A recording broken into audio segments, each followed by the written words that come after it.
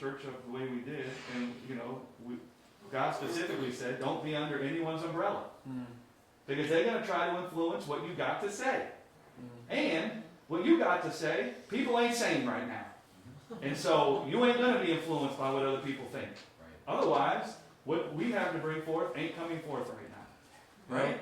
And so that's why we named the church Gospel Revolution Church. Because it was like, what we got to say is kind of like, hasn't really been said this way exactly. Yeah. In today's day and age.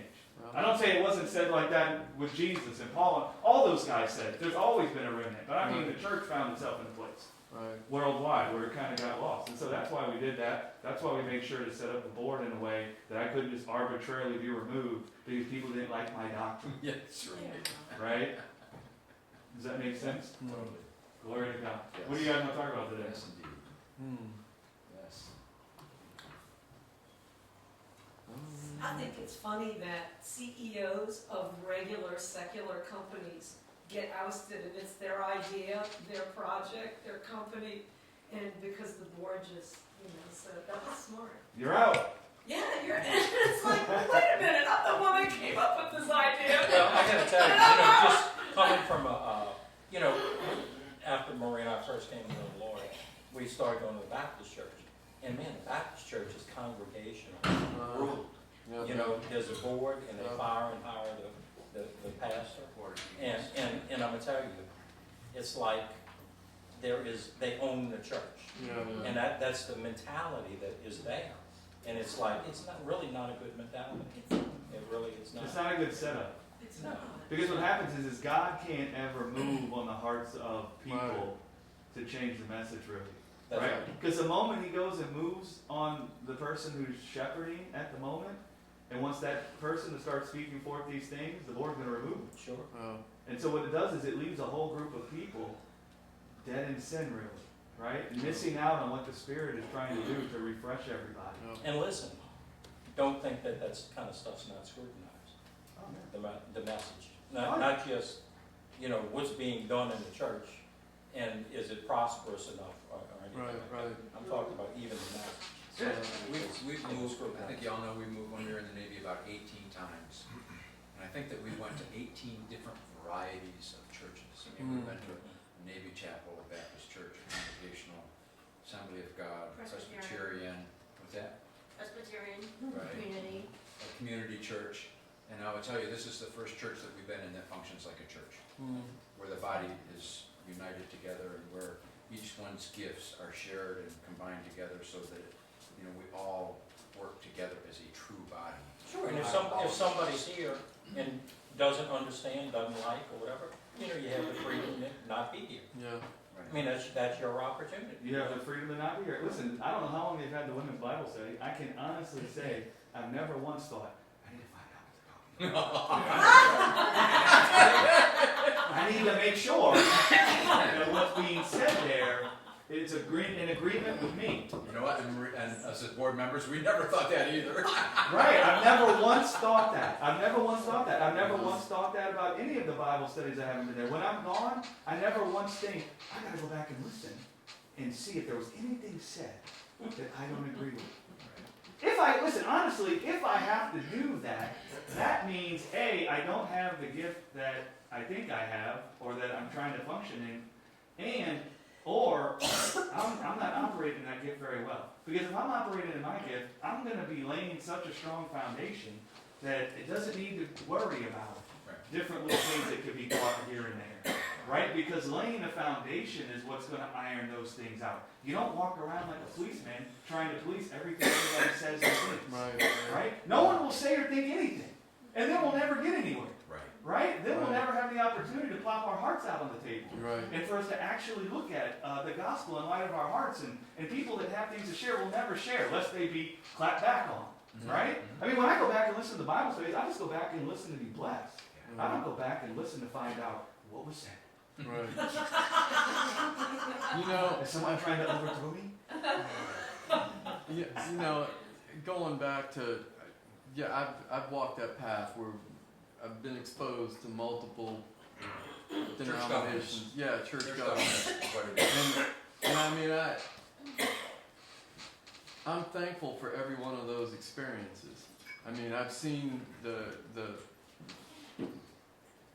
I've seen the pros and the cons, if you want to break it down, about what each of those little denominational governments can bring. And I know all of that experience, you know, ultimately has me here. So I'm thankful for it, and I don't look back with a negative judgment about any place I've been, because it's like it got me here. And you know, I while Greg is talking about, you know, feeling the pressure from, you know, the doctrine police, I mean, yeah, the whole time I was leading a group in a Baptist church, I'm thinking, man, I wonder when they're going to kick me out of here. You know, I mean, I always kind of had that in the back of my head. You know, at some point, I'm going to open my mouth up and say something that is going to be unlawful.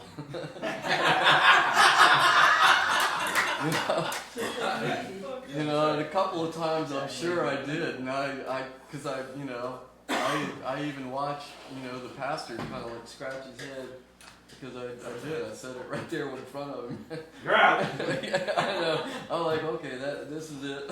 Yeah, it's not about judging something as good or evil. It's just about, is that how the Spirit would set up a body or not? Yeah. And when you walk away, you don't walk away filled with bitterness or anger or any of that. You just say, man has decided that they know how to build this better than the Spirit. And so I just see that the Spirit is kind of being quenched. Right. In that dynamic. And I don't want to be in a dynamic where the Spirit is being quenched. Listen, the government is upon whose shoulders? Christ. Okay.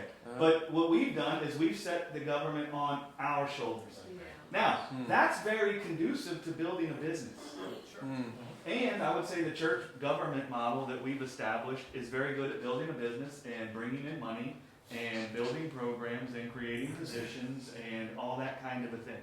It's very good at that. But it doesn't lend itself to the spirit of truth being preached in that dynamic. And that doesn't mean that some of the things they say aren't the truth. I don't think we miss this, but Jesus said a little leaven leavens the whole lump. He didn't say, well, some of the stuff they're saying is true, so glory to God. I mean, some of the stuff the Pharisees said was true. I mean, some of the stuff that the serpent told Jesus when he was tempted him was true. He didn't come with nothing that was true. I mean, he came and quoted the word. I think we forget that. The serpent quoted the word. Jesus wasn't like, well, you know, it's not exactly right, but it's still the word. Let me sit underneath that. Right? I mean, the serpent quoted the word. The serpent comes with the word. The serpent comes as what? An angel of light. The serpent comes masquerading as an angel of light. So the way the serpent gets its message out is by coming looking like a minister of the gospel. That's what they come looking like. Right? A ministering servant. That's what imagine that. Angels were actually ministering servants. Lucifer was actually a ministering servant. He started ministering a different kind of a thing. Right. But he said the best way I can minister my kind of a thing is if I come in the likeness of God's kind of a thing. And then I can mix in my thorns and my thistles in with the vine, and they'll take it hook, line, and sinker because it will look good for food. It will look good for food. He can't get you to eat it if it looks like poison. He gets you to eat it by making it look like it's good for food. Right? You see what I'm saying? And so that's what's unfortunate about the church model, right? Is that we're in a place where the shepherds of the church have kind of set themselves up as shepherds, right? They haven't really been set up by God. And so now we have them doing their best to be shepherds. I actually think they try their hardest. But the head isn't Christ, so it doesn't matter how hard you try. You're going to end up bankrupt. Listen, if the head wasn't Christ here, it doesn't matter how much I wanted to do the right thing. We could actually look at all the things that have been established here externally and think, let's reproduce that. And it would be dumb if Christ wasn't the head. Right? So it isn't about it must look like this. It's about Christ is the head. That's the thing. Right? Is Christ the head? Right? And that's the issue. And that's what's going on in the church now, is God's reestablishing Christ as the head. It's like in Revelation, when the Alpha and Omega chastising. I use that word on purpose so we can begin to see what chastising is. Because we look at it as God gives us a sickness, Right. or causes us to have an accident, Mm. or some stupid stuff like that. Right. When Alpha and Omega chastised the shepherds in those churches, I think it's 7 churches, Mm. you've forgotten your first love. Right? And I actually think the church is in that same place where, and I mean worldwide, not this church, Right. but the church worldwide has forgotten their first love. And I think that the church, God is moving through the Spirit to restore the church to their first love with a vengeance. Like, I don't see it coming back as it was before. I see it coming back exceedingly abundantly above all we could ever ask or think. Mhm. Right? There's like a widespread movement Mhm. back to their first love. Which one is your first love? Not that you love God, but that God loves you. That's the first love. Right? I mean, loving God looks much more like Him loving you, and you just notice that He loves you. That's what loving God looks like. That guy loves you, and you just notice that He loves you. And in you noticing that He loves you, that's you loving God. That's what it looks like to love God. You don't love God by what you do. You don't love God by the good fruit you can bring forth for Him. You don't love God by performance or behavior. That's not how you love God. That don't actually make God feel loved. Right. Amazing, isn't it? Yes. Listen, I don't subscribe to this book for humans, but I like this book as an example, the book about love languages. Right? When they come and say, well, different people receive love in different ways. And now you got to find out what other people's love languages are, and now you got to do that so they feel loved. Right? That's a burden that's not supposed to be put on humans. Right? It looks good for food. Yes. It sounds wise. It sounds like it can bring forth love. But I tell you what, it puts a heavy burden on people that they were never meant to carry. Right? Other people are not supposed to be the ones that make you feel loved. Right. God's the only one that can actually make you feel loved. Right? He's the only one that can actually make you feel loved. And Paul didn't talk about no freaking love languages in any of his letters. I'm being honest. Just go read Paul's letters and show me where you see him teaching husbands and wives that that's how they're going to get along with it. That that's how they're going to find themselves knit together in love. He doesn't say that. You know what he does say? Husbands, submit unto God. What does that mean? Submit yourself unto God's love for you. Right? Set your eyes on God's love for you. Wives, do the same thing. Set your eyes on God's love for you. Find your satisfaction in God's love for you. So as a husband and a wife, each find their satisfaction in God's love for them. They'll find something in themselves where they're set so free that they'll give themselves over to one another. And that's when you find God's kind of love born in a relationship. Right? Not by coming and giving people a whole list of orders to perform in which now you're going to feel love if they can do it. Listen, man, that's called servitude. And I promise you, at some point, the party that's under that system is going to end up feeling like, what the hell? Right? Right? If love is actually working in you the right way, as you're loving someone, you'll feel loved simultaneously. You won't feel used. You'll feel loved simultaneously as you're actually loving someone else. So like with God, God's got a love language. There's a way in which God feels love. How is it that God feels love? By loving us. Right, by loving us, God feels love. But what makes him feel loved by us? That we believe. When we believe that he loves us. Yeah. It's like with me and my wife. My wife does a lot of things for me. I mean, I'm going away to Europe for a month and just leaving her here. Right? What do you think she's going to have to deal with while I'm gone? I mean, I'm so busy every day. My wife does so much, it's obscene. It's awesome all the stuff she does for me. It's great. I promise you. I'm so thankful she does that. I couldn't do what I do if she didn't do that stuff. But that doesn't make me feel loved. I don't receive love that way. Do you know when I do feel loved by Becky? When I feel the most loved by Becky is when Becky believes that I love her with every ounce of my being. That's when I feel loved. When I see that my wife is fully persuaded that I love her. That makes me feel loved. That's when I feel like Becky's loving me. That'll make me happier. Becky could not do anything, and I could be left doing it all. And if she was persuaded that I loved her, glory to God. I'd be the happiest person in the whole world. The thing that I feel frustrated about in myself, not with her, but in myself, is if she questions whether or not I love her. That's when I feel like a certain amount of angst in myself. Not angst with her, in myself. Meaning that I don't feel contentment with that. Do you see what I'm saying? I don't feel satisfaction with that. And so it's the same way with God. God's not busy looking for you to do works of service for him. He doesn't need words of affirmation. He knows he's God. He's not busy thinking, well, I don't know if I'm God. I had this distorted childhood where no one ever spoke well of me, and so I have this identity crisis where I don't know if I'm God, and, well, maybe if I am God, I don't know if I'm good to God. And so I need these people to come and affirm to me that I'm God. Yeah. So it's not words of affirmation for God either. He's not busy needing you to tell him that he's God. He's not busy needing you to tell him that he's a good God. Now listen, you might find that you do tell him that, because you'll be so overwhelmed by his love for you, but that's not what it is that makes him feel loved. What makes him feel loved is when you see that he loves you with every ounce of his being. When you become persuaded of his love for you, that's when God feels love. That's when he feels the most love. When you see that he's Father. When you see that he can only ever be good to you. When you can see that he only ever cares for you, that he only ever wants to nurture you, that he only ever wants to serve you with life, that everything he does is for the benefit of your life, that everything he does is for the benefit of you having his peace and his love and his joy as a free gift. When you see that what he's done in Christ to conquer death and to give you eternal life as a free gift, when you see all that that's when God feels love. Yeah. That's when he feels love, right? Yeah. And that's what it looks like for God to feel loved. And You can see that in human relationships too, everywhere. Husband and wife, or people you work with. When people are communicating their care and love and respect for you, you feel comforted by that. You really do. Now, in the world, you're not going to experience that from people. All the time, you know. Sometimes you do, and you can see how that love affects you. But where you find it and can attain to it and walk in it is when you getting it from God, because God never changes his mind. Right. that's right. And so, behold, I tell you a mystery.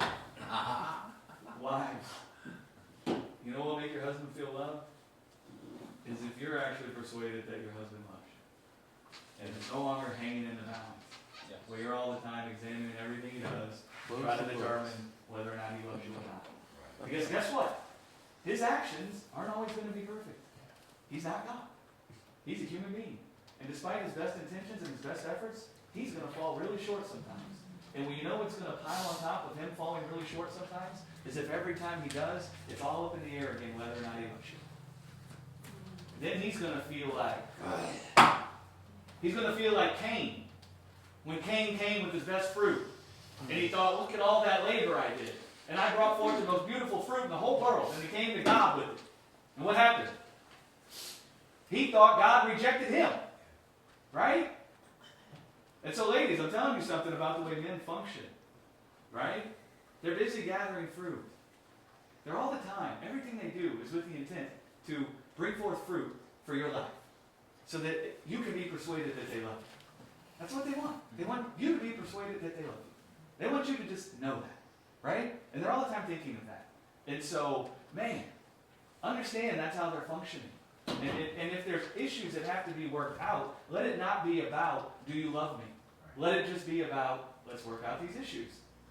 Right? Because there's still going to be issues that need to be worked out. Right? You could be misunderstanding each other. You could not be communicating well. But let it not turn into, he doesn't love me. Right? And husbands, I speak a mystery to you. Let yourself not be so frustrated if sometimes the wife doesn't know if you love her. Right? It goes both ways. Because your wife, knowing that you love her, is not the key to you finding contentment. You being filled up with God's love for you is the key to you finding contentment. Yep. So, will you feel love when your wife knows that you love her? Yes. And is it nice when she does? Yes. But now we're not going to put her on some type of performance thing where if she gets it wrong sometimes and has moments of weakness sometimes and wonders if you love her because she thinks negatively about her own self or she's observing things in your lives and speaking the voice of the stranger to her, you don't want to put her under that and be like, why can't this woman just get it right? In that moment, go sit with God and find whatever you think you're not getting from your wife and get it from God. Imagine that if the husband and the wife, and even just in normal relationships, if instead of being upset at not getting what you think you need from your relationships, how about in those moments you go and get what you think you need from God instead of a person? Oh my goodness, guess what? All of your friends will be let off the hook. And you might find your relationship started to flourish. And you might find that you don't have all these issues in your relationships. Right? Because listen, man, all the people in your life, they're going to fail you. Yep. Right? Yep. Woe is us if we need to be in a place where, in order to have contentment, we need the people in our lives to never fail. Right? No. We have God. And it would help us in those moments that the people in our lives fail us.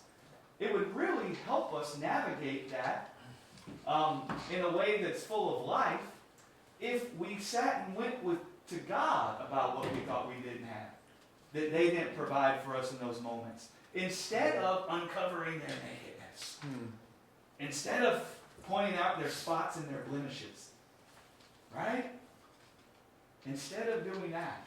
Because we have a tendency, when people in our relationships that when they fail, listen, I think it's questionable whether or not they fail. Because if you're looking to them for contentment, I don't know that it's true to say that they fail. But let's just say they have shortcomings, right? And in those moments that they come up short of filling you full of life or satisfaction, man, if we could start going to God to get that satisfaction, right? That would change our relationships. See, I only got one issue with Marie. How did I know this was coming? Somehow or another, I got into this mode where I wash the dishes all the time. Now, she thinks that if she dirties one dish or one spoon, she puts it in the sink for me to wash. So if one day I would come home and find that she washed that spoon that she put in there, I'd feel loved. But it never happened. That's why I fucking You think that's good? I think Marie understands what I'm talking about. More than Marie.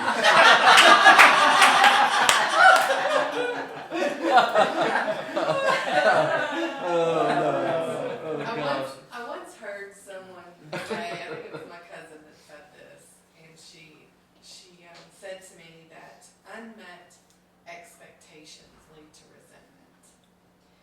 And I started to wonder, when you say people will fail you, so to speak, and then it's not really that they fail you, it's what you expected of them. Yep. And they don't even know what we expect of them. Like they're not mind readers, they have no idea. So when they fall short or don't meet what we expect them to do to or for us in that relationship, we're the ones that get butthurt about it. But they had no idea what we needed or wanted. And I love how you just said, they're not ever going to give it to you, but God will. That is beautiful, that you don't have to put that expectation or pressure on people in your lives, because they could or couldn't do it. It doesn't matter. They shouldn't have to. Yeah, they shouldn't have to. Yeah, How about how would our relationship look if we didn't put expectations on each other? Wow. It'd be beautiful. Yeah. How would our emotional state look? If All we right, didn't Marie, do don't that? worry about the dishes. It's okay. I'll This is no longer an issue. Right? Big You're thing off of the hook, peanut Marie. butter and leave it in that spoon. It's a heavy burden, man, that we put, and we don't listen. We shouldn't feel shame if we find that we're doing that, right? It's not like we're over in the corner like little devils plotting about how we're going to do it. Right. We're going to put expectations on people. Yeah. No, man, that's not how it is, right? But we could find ourselves having fallen into that trap because we're in this world, and that's what this world will try to teach us to do. This world isn't just like benign. This world is all the time trying to teach us its ways. And it has its system in the world. And so you're all the time confronted with this system nonstop. And it's always speaking to you. The system in the world is always speaking to you. It's trying to teach you a certain way. It's trying to teach you a certain way to live and move and have your being. One of those ways is to put expectations on people, and you put your emotional stability onto people. Whereby you make people responsible for your emotional state. You make people responsible for whether you feel happy or unhappy, good or bad, sad or not. Right? Now, don't get me wrong. Even if you don't do that, you can still find yourself feeling agitated, frustrated, or upset at certain things that can happen within your relationships.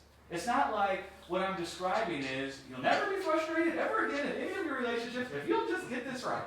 No. But what happens is when that frustration comes, it's like eyes to see and ears to hear. And you discern it properly. You discern the lack that you feel. You discern the emptiness you feel properly. And now you connect with God about it. Instead of engaging in some fault-finding expedition with other people. Right? Does that make sense? It does. I think we talked about it the last time we met, about when you engage in a fault-finding expedition with another person, do you realize that the conversation then becomes about them trying to cover themselves up from the nakedness that you've uncovered? Mm. And then you guys never really actually have a real conversation about what needs to be talked about? Because now the other person, everything they're saying is they're trying to cover themselves with their words. Yeah, defending. Then guess what you start doing? You start trying to cover yourself with your words. Next thing you know, both of you are engaged in full-on self-justification. Yeah. And now you're not really talking about what is bringing us pain. Right? And what can satisfy the pain. Right? It's like, what's the real problem going on here? Stop and take a moment. What's the real problem going on here? Why do I feel lack? Why do I feel hurt? Right? Who's the one that possesses the ability to satisfy my lack and to heal my hurt? Okay. Right, now once I get that sorted out, maybe the person I'm engaged with in this dialogue or a love relationship or a friendship, maybe there's certain ways that they're talking to me that aren't helpful. Now once I get it sorted out with God, now I'm not taking it personally. Now when I come to them and talk to them, they won't be put on the defensive by my language. Right? Because I won't be trying to get them to fix themselves so I can have peace. I'll already have had peace in God, and now I can just talk to them about certain things pertaining to myself. Then your language becomes like, babe, I know this isn't what you're trying to do. It's about something going on in me. It's not you. But when this happens, man, this is what I hear. I know you're not trying to make me hear that. I know you're not trying to cause me to feel pain. But when we engage like this is what happens for me.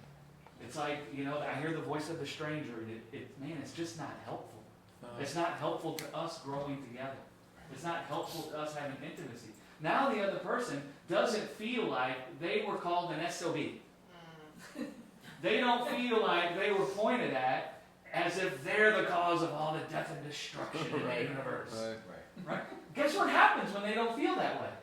They have the ability to now consider what was said instead of trying to defend themselves from what was said. Right? Yeah. I wish Marie would have been in the room with us.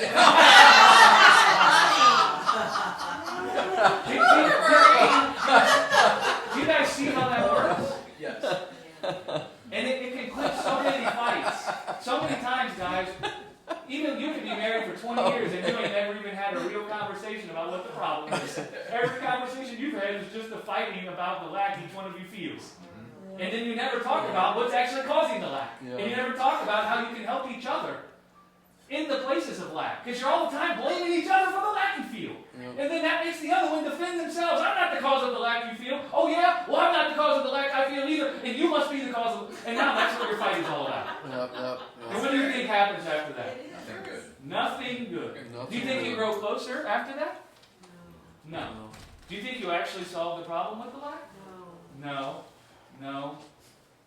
You actually, what will happen over a period of time is a root of bitterness will spring out at the other person. The other person's image will become marred in your heart. You'll no longer see them for who they are. You'll no longer see them for the love they have in their heart for you. You'll see them according to the fighting. Right? You'll see them according to all the fault finding that each of you did. Right? With the intent. And just so you know, when the other person's busy finding fault with you and that type of dynamic, do you know really what they're all they're only trying to say to you is? But I've loved you with an everlasting love. Don't you see? They're just fighting to prove that no, I actually have love in my heart for you. But it don't come out like that, does it? Because now they function in self-justification.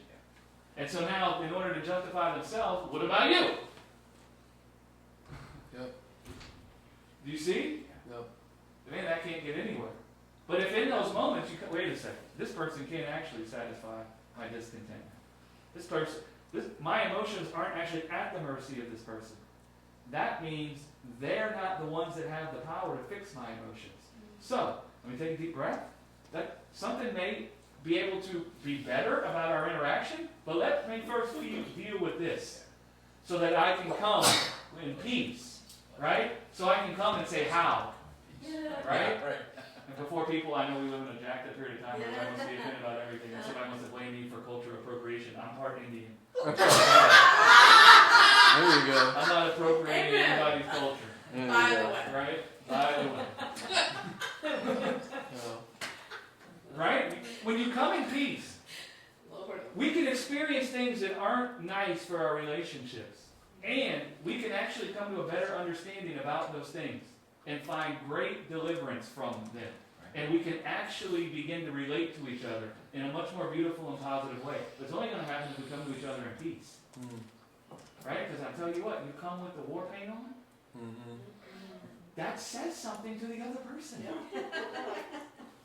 It says there's a war coming. And you know what else it says? You're trying to exalt yourself above them. You're going to come and make them submit by force. You think another person don't feel that? You think they don't feel that? You think that doesn't communicate a fight? You think that's not going to bring something forward to them where they're starting to be ready for a fight? This is about a fight. It's not about peace. Right? You guys see that? That's why we talk so much about getting filled full in God. Yes. Right? It's not to say we're going to get to the place where we never ever feel lack or never feel pressed in upon. So it's not about we're going to get this right so we don't ever feel that again. It's about when we do feel that, because we will feel it again. You will feel it with the people you love the most. When we do feel that again, let us understand the dynamic. So that we go to God, get filled up from God, find great peace and deliverance, and then we come to each other in peace. Right? And we can talk about what's hurting us. Right? What's working against us. If we both actually just sit in a place where we feel nothing but love for each other in each other's hearts, how can we best communicate that to each other? Right? Sometimes you don't come with the war paint on. You don't think you're, communicating in a way that makes the other one feel like you came with war paint on. It happened to us just before when we were pulling in the parking lot this morning. I didn't have any war paint on, but he thought I did. Yeah. We were just talking about, one of my very favorite things for me to do is to go north and see the leaves in the fall. Because where I grew up, the most beautiful fall leaves you have ever seen anywhere in the world. Well, this year I was so disappointed because we didn't see any pretty fall leaves. Right. It didn't work out. And so I said, next year, let's plan ahead. I want to go north to see, I say this every year. Let's plan ahead so that next year we make sure we plan to go north to see the leaves. And so what I want him to say is, that's a really good idea, sweetheart. I'm sorry you were disappointed this year. He said, well, do you think I can control the weather? Just like that. And I'm simply saying, I love to see the fall leaves, and I really, I wanted to go, but it didn't work out next year. Let's see if we can do better about our planning. Yeah. And he jumps all over me. I didn't come with war paint on. No, but what you want to understand is the dynamic going on with other people. And so when you find peace, then you can begin to say, what is he hearing? Not what did I try to say. What is he hearing? He heard that he did And something wrong. who is Jay? Right? You Yeah. factor all that in. So what we know about Jay is Jay wants to get it right. Right. And he wants to get it right for you more than anything else in the whole world. That's And I wasn't even saying No, he got it No, wrong. but just follow me. Follow me. I know you didn't say that he got it wrong. This isn't about what you said. This is about what he hears. Yes. And that he has a judgment already dwelling in himself. Yes. And he's interpreting what you said. And so it isn't about whether you said it right. It's about how is he hearing it. Yes. And how can I communicate with him in light of knowing how he hears. How they hear it. Right? And so Jay is frustrated because he's thinking that you're experiencing lack and he's judging himself for it. Because he at some point has taken the burden upon himself to weed out all of the lack you could ever feel. Yes. And now every time he hears you say about something that you want to do or that you haven't done or that you feel any frustration that you haven't done, he internalizes it and filters it through himself. What he said. Right? Yeah. What he said. Now, I say all that to you so that you, and this doesn't mean you're going to get it right every time, but the more you start understanding this, the more we help in our conversation. This goes back to how I said, baby. So now that you know all that about Jay, you come in knowing this guy's got a certain filter on his heart. And he hears certain things. So, because I know that, and because I'm not coming with war paint, I'm going to try to pepper my language in a way that will smooth that stumbling block over. Right? And you can come up with your own ways. I can tell you a bunch of ways right now, but the best way is for you at some point to be able to say to Jay, I'm sorry if my language made you feel like, I'm sorry if what I said made you feel like that you were falling short. I wasn't trying to come with war paint. Is there a better or different way I can express these things to you that you can gather what I'm trying to say? And then you could say what you're trying to say, right? So it's like, listen, babe, this isn't about you don't do enough. This isn't about me not having all things. You have laid down your life for me, and I rejoice in that daily. This has nothing to do with that. This is what I'm about to say. But man, I'd love to go see the leaves. Do you see? Because now what you've done is you've come alongside him and been a helpmate to him in his time of need. When is his time of need? When he thinks he's fallen short in giving you what you need. And anytime he feels that, he's going to feel like this angst. And he's going to feel like this frustration. Right? And if you know that about him, you can help him in a time of need. In that time of need. And that's how you could say it. You could preface it by acknowledging everything he's done for you. Right? So now, that kind of hits the filter that he has of falling short with, man, I've been indubitable. I'm a good husband. She knows I love her. Okay, now his heart's free to just consider what you're actually trying to say, which is that you just want to freaking see the leaves. But see, but what if, I mean, I had no clue before I said, I just really want to see the leaves, that he was gonna, that I was pushing his buttons. I had no clue before I said it. But if you had sat down with me 30 years ago, I could have told you that. You would have known that for the last 30 years. And so what I'm talking what I'm talking about is how we come to understand what's going on in the other one. Because if we always have a fight over what we communicate about, then we never understand what actually happened there, and then we never understand, well, wait a second, it could be real easy for me to say this sentence that way. And then that allows him the ability to hear. Let me understand. Listen, Jay wants to get it right. Jay, you should never have taken the burden of your wife's happiness onto yourself. You should have never done that. Your husband's walking with God. Daily, he wants God to take the burden. Daily, he wants to get that right. But he's got a lifetime of having taken that burden onto himself. He's got a lifetime of filtering all the lack he sees in you through himself. He's got a lifetime of feeling pain over the idea that you don't have something you need. He's got a lifetime of the world telling him, if you're hurting, he's the problem. He's got a lifetime of that going on in him. And if you can understand that, that will help you when you communicate with him. From here forward, knowing that will help you. It will help you in not getting so frustrated when he misses it still and thinks you come with war paint. You'll walk away and you'll understand. It's not me. My man Jay, that man has taken on this burden of making me happy. And he's done so good with that. But man, sometimes he's missing me because of that. And now you don't feel like, what did I do wrong? You just feel like, no, there's a dynamic that's come against my husband, and this is how it works in him. And this is when it rears its head. So in light of understanding that, that will change the way you talk to him about things. And then that can be helpful to him in the moment of temptation where the voice of the stranger is telling him he's a horrible husband. And his wife thinks he's a horrible husband. And look how he's fallen short. Because that's what he's hearing. That doesn't mean that's what you're saying. No. But there's someone else there saying it to him. And if you can now recognize that there's someone over there telling him he sucks, then you can be a help to him in those moments by the way that you communicate. And that doesn't mean you got to now get it right. But I'm telling you, through understanding dwelling in us, it will start to get it right for us. It will. It will start to get it right for us. And what will happen is, Jay will be able to start considering, you know what? Because we've been together for X amount of years, 45. 46 years. 45. Both, my wife has experienced certain things in life, and so have I. And through the course of that, we might have experienced things together that have put each other on the defensive sometimes. And so what will happen is, Jay can start considering, maybe I've imputed a judgment to my wife that isn't exactly right. Maybe I've decided that my wife is always telling me about how I fall short. And maybe that's not what she's trying to say at all.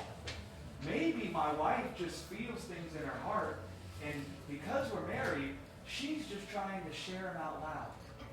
And maybe the way I'm engaging with that is I'm taking it personally and taking it onto myself. And then, oh, wait a second. See, because what we would want in that dynamic is for Jay to start considering, am I prejudging my wife and what she's saying? Jay, God would come and say, Jay, is it okay if your wife feels that she wants to do something that you have? Is it okay? Or does that mean you suck? Jay, what if your wife does feel lack sometimes?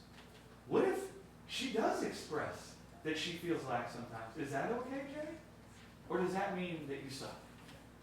You see, we want him in the place where he can start considering his conclusion about what she said. And we want you in the place where you can understand how his heart's been shaped in that area. And between the two of you, seeing that, and having come together in peace to talk about it, instead of fighting, right? Instead of him trying to fight to prove, he's giving you everything you could ever imagine. Why do you feel that, woman? Don't you see? Instead of him coming back at you with that, he could consider what you're actually saying. And instead of you getting so upset about his reaction and now fighting to prove that what you said was okay and there was nothing wrong with it, you guys can actually say, well, what's actually going on here? And how can we be a help to each other?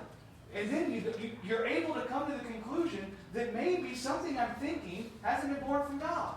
And so Jay could sit and think, you know what? Maybe I've judged my wife wrongly. Maybe I've judged her through the eyes of me taking on this burden of always making her happy. And maybe through the course of our lives, she's helped me with that some. Not on purpose, but maybe she has. But that doesn't mean that I need to place that judgment on her heart. And now Jay can start talking with God. Father, I don't want to judge my wife in everything she says, and I don't want to interpret as if I lack. I want to be able for my wife to express things, and my wife to express even that she lacks, without me taking it personally. Right? And so he can start considering that. And now he'll start having that dwell in him when you guys talk. And he'll start coming to his remembrance more and more quickly. Right? And you'll start seeing, well, my husband, the voice of a stranger, talks to him in these moments. And you'll start seeing, all right, how can I say this to him in a way where he doesn't feel like it's pointing the finger at him and what he hasn't gotten done for me? How can I say it in a way that circumvents that so he can hear? Because really, at the end of the day, all you want is for you guys to understand each other. Right? You're both beautiful. You're both full of love. And so you don't need any of that there. That's all there. And so the only thing you don't have is understanding about what's going on there. And so all you need there is understanding. And then you start working with each other. And you start working together. And you start helping one another. Right? And you could find yourself saying things to help him.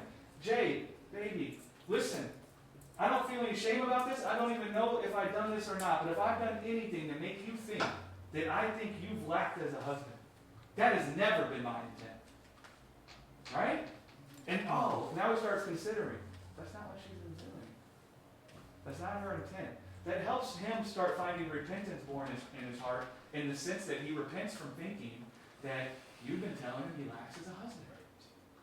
He starts being able to be free to see, wait a second, Cindy hasn't been the one that tells me I lack as a husband. Who told me that?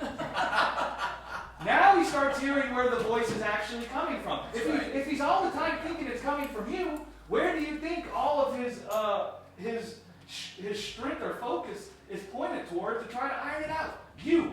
But if he's confronted with the idea that that's not your voice, that it's the voice of the stranger, now all of a sudden, he starts realizing when he hears that voice that it isn't you. That it's the voice of the stranger. That my wife is only ever filled with love for me. That my wife has never intended to tear me down. My wife has never been trying to tell me how much I lack as a husband. My wife just has feelings sometimes. And sometimes she just expresses those feelings uncut. And she doesn't intend to tear me down, and she doesn't intend to tell me how that I suck as a husband, but she's uncut sometimes. And then he can actually find himself in the place where he thinks, you know what? I kind of like that my wife's uncut sometimes. What does that mean? Raw. Unfiltered. You know? I've never heard You of tell that. it like it is. You don't go over and process what you're going to say. You're kind of like me. Well, Boom. right? Here it is. Well, people I bet can that. misunderstand what we're doing sometimes. Yeah. Because we will bam the emotion or the intensity or the passion, that's a better word.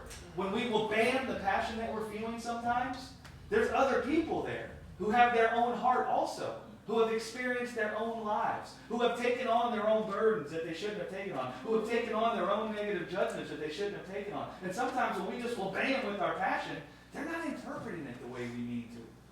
Yeah. Right? Right. They're just not. I can tell you from experience, the older you get, the more uncut you get. Yeah. I'm telling you, there's no doubt about it. Yeah. But guess what? That's all the more reason for the hearer to understand that there's some truth to that, and accept the person that's kind of being behaving a little uncut toward you. And we did like a group counseling, but if we were sitting here counseling just the two of you, what I would say to the both of you, and I would say, Jay, you want to walk off and consider that you probably don't realize it, but you've attached a judgment to Cindy's comments about what she wants to do.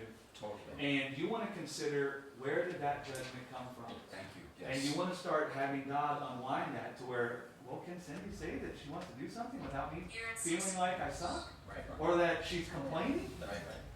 Lord, how did that get in there? But I'm available for it to be gone. And Cindy, you can go off and you can say, you know what? My husband is a great man, but the way we've communicated over the years, he's not receiving what I think about him being a great man all the time. And this is an area of weakness where he's attacked. And so how can I communicate in a way that can help him see that's not what's going on? Right? How can I communicate in a way that can be a help to him? Right? It's much easier to say, listen, I know you're not trying to tear me down. I know you're not trying to tell me I lack. But the way that comes out isn't helpful. And then, right? Yes. But Jay, you've concluded that what's in her heart is that you lack. Yeah. Oh, totally. And so every time she's trying to talk to you, you're like, here's this woman again telling me how much I lack. I would have never in a million years thought that saying, next year let's plan on going north to see the leaves would make him feel lack or less than. Because you're not considering it in light of a judgment he's made in his heart already. People hear I would things. never have connected those. People hear things through the judgments they've placed in their heart. So Jay, this is the Adam mind. Adam took upon himself to make Eve happy and to satisfy her. And so it's a common temptation for man that when they see their woman is feeling unhappiness or lack, they take it personally already. They don't need you to help them. The serpent is there telling them, look, you suck. Look at your wife. Why do you think I just said the thing that makes me feel the most love is for Becky to feel love? What do you think I feel when Becky don't feel good? How many times did I tell all of you guys the reason why I was so afraid of the church and sucking as a preacher was because I was worried about how I was going to go for Becky? Yeah. Why do you think that was? Because I'm watching Becky's life and I'm taking it personally, any suffering she could go through. And so you have to understand that judgment dwells in him already. And so he's hearing what you say from that judgment. And so here's the judgment. If my wife is happy and never feeling lack, I'm a good little boy. If my wife is unhappy and feeling lack, I'm a bad little boy. That's what he's got there all the time, and he's filtering everything he observes with you and everything you say through that. So now you come and voice great dissatisfaction because you're full of passion in it, raw and uncut. You come and voice great dissatisfaction that we haven't seen the leaves. And you're not like square. You're not like, well, we haven't seen the leaves. You're like, when are we going to see the leaves, man? I've been wanting to see the leaves. We go all over the place. We do this, we do that. And we still haven't gone and seen the leaves. Now you're just talking passionately, but he's through this? I'm a good little boy or I'm a bad little boy? And now everything you just said is about all the things you don't have and then you lack. Well, that fits right through his judgment of, that means I suck and I'm a bad husband. And so now that's how he's responding to you. But if you see that dynamic in him, you can begin to understand, and that can help unwind it. You'll communicate a little bit. You'll realize. You'll preface what you say, or right after you'll say it. Because you know this about him. You say, babe, I'm not saying that you haven't given me your life. I know you've, and you can start saying that to him at different times. Because you can see that's the truth. And you can see he needs help in seeing that.